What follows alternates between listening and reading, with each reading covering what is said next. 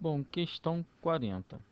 Em uma indústria siderúrgica, utilizam-se grandes motores de corrente contínua no processo de laminação, e alguns cuidados devem ser tomados quando da partida desses motores. Se a velocidade do motor varia inversamente com a variação do fluxo, as operações a serem executadas a fim de dar partida no motor em um motor de derivação ocorrem na seguinte ordem. Bom, motor derivação. Vamos pegar aqui esse motor em derivação e vamos fazer o seguinte: o que é um motor derivação?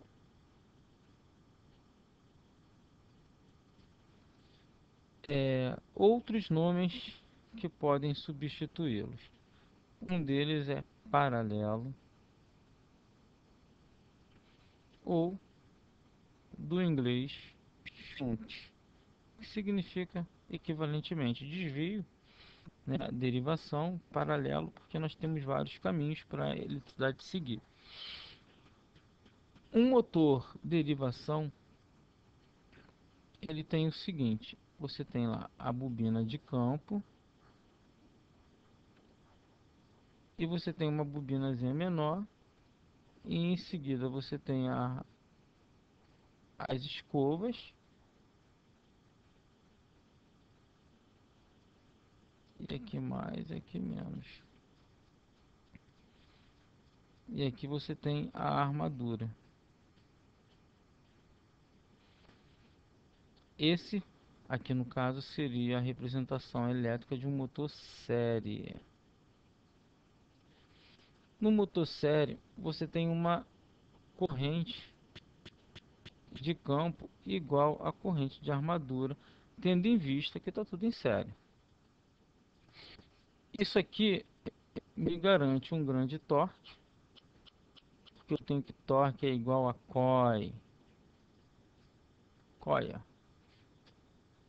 corrente da armadura, e o circuito vai ter uma grande força, mas ele vai ter uma velocidade constante. É um grande torque, mas uma velocidade constante. O que não acontece no meu motor em derivação. No meu motor em derivação, eu tenho aqui a minha armadura ligada em paralelo com a minha bobina de campo. Aqui é o mais e aqui é o menos, VCC. Lembrando que isso aqui eu não falei anteriormente, mas eles são motores de corrente contínua. Eu tenho uma coisa chamada de reação da armadura, que vai fazer com que a minha velocidade, nessa situação que eu liguei esse motor paralelo aqui, motor em derivação, dispare. Porque a minha corrente da armadura vai tender a infinito. E como a minha velocidade ela depende dessa corrente que está passando aqui, da corrente da armadura, e aqui eu vou ter corrente de campo, e que eu vou ter minha I total, que é igual a IC mais IA. Para evitar que essa corrente da armadura aumente desordenadamente, descontroladamente, a gente coloca uma resistência variável aqui. Por quê? Motores de derivação geralmente eles são para partir já com a carga, eles não podem partir sem carga, porque senão eles têm esse detalhe de disparar a velocidade. Para corrigir esse problema, a gente coloca um reostato, né, uma resistência ligada em série com a armadura. Então, o que eu tenho que fazer para dar partida num motor de derivação? Eu vou alimentar aqui com essa resistência aqui no máximo, ou seja, pode ser estendendo a infinito, no caso um circuito aberto. Então vou alimentar primeiramente o campo e depois eu vou começar a reduzir essa resistência aqui de mais infinito até um valor até zero, por exemplo, para eu poder e meu motor ir partindo sem o risco de disparar na velocidade. Então, esse seria mais ou menos o sistema de partida de um motor em derivação. Então, vamos analisar aqui, ó. Ligar primeiro o circuito da armadura à linha e algum tempo depois ligar uma resistência em série com o circuito do campo. A resistência em série vai ser com o circuito da armadura e não do campo. Essa alternativa está errada. Ligar primeiro uma resistência em paralelo com o circuito de campo, não. A resistência não vai em paralelo, ela vai em série e é com a armadura.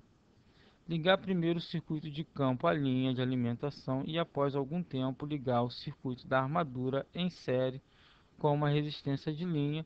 Essa parece estar correta.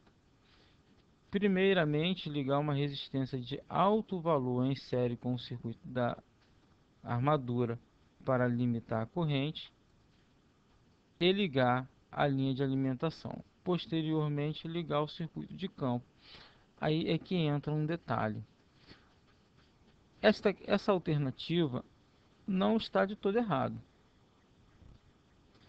O, o que acontece? Por que que eu não posso ligar primeiro aqui? Eu poderia sim ligar com uma alta resistência e limitar a corrente. Até aí estaria tudo certo. E depois ligar na linha de alimentação o circuito do campo. E depois voltar a fazer aquele controlezinho em cima da resistência de alto valor.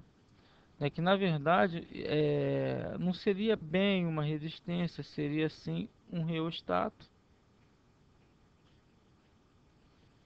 onde eu poderia controlar essa resistência para poder conferir mais velocidade ou menos velocidade ao meu motor da forma que eu quiser, controlando a corrente do campo. Mas assim, não existe o porquê eu ligar ao primeiro o meu circuito de armadura e para depois ligar o circuito de campo. Não teria lógica, mas você não teria errado. Mas como ela não tem lógica, nós vamos considerar que ela também esteja errada. Ligar um capacitor em paralelo com o circuito da armadura e ligar a linha de alimentação logo após ligar o circuito de campo também estaria errado, seguindo o mesmo raciocínio que nós aplicamos aqui na D. Não teria por que eu ligar a armadura sem ligar o campo. Eu ligando o campo, mesmo com a armadura desligada, né, não energizada, eu já começaria a ter um movimento. Ele funcionaria aí mais ou menos como um gaiola de esquilo. Ele já começaria a ter um pequeno movimento, já tentando sair da inércia, tendo um início de movimento.